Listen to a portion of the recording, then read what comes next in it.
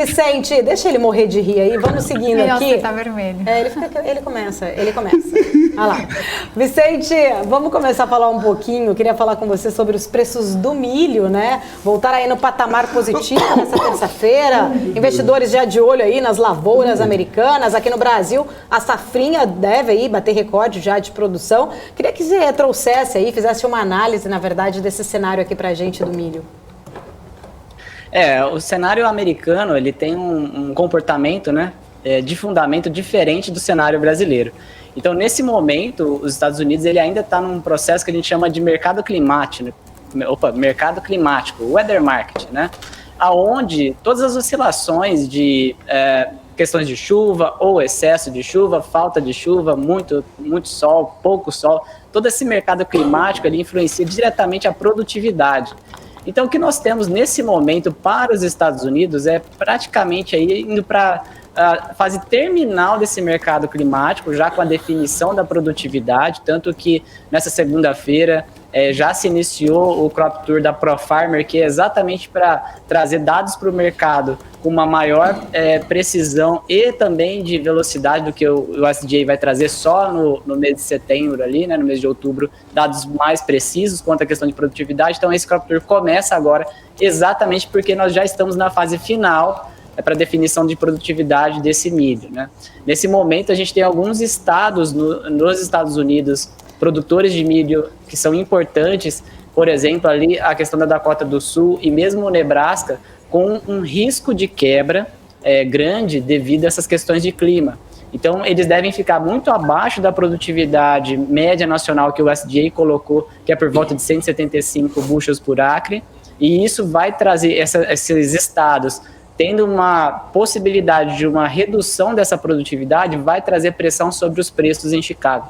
Tanto que os preços eles começaram uma movimentação de alta nos últimos dias, exatamente por essa situação de balanço apertado, mais uma possibilidade de quebra de safra.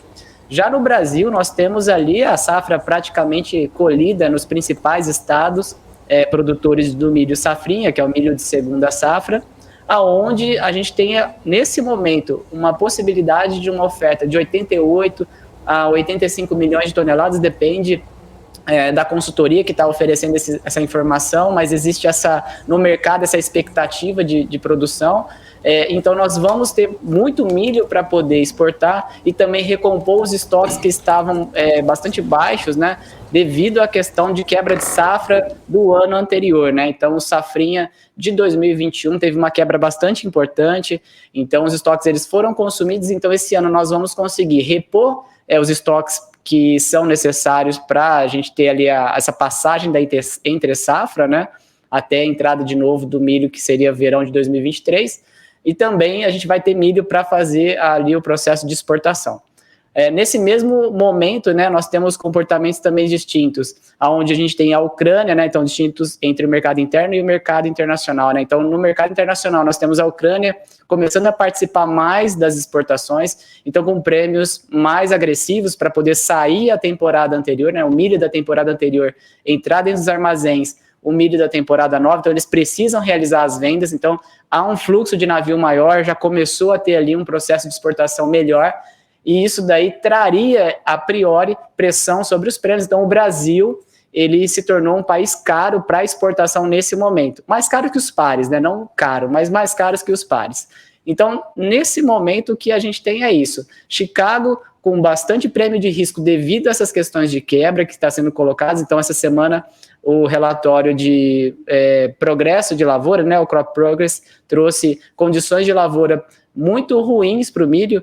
A condição nesse momento entre boas e excelentes é a pior dos últimos 5 anos, então o preço reage. Contudo, no Brasil, como a gente tem muito milho colhido, tem condições ainda de entregar mais milho ainda, né, porque a lavoura ainda não terminou de ser colhida, né, aquelas áreas semeadas, né, não terminaram de ser colhidas ainda, apesar da gente estar na fase final.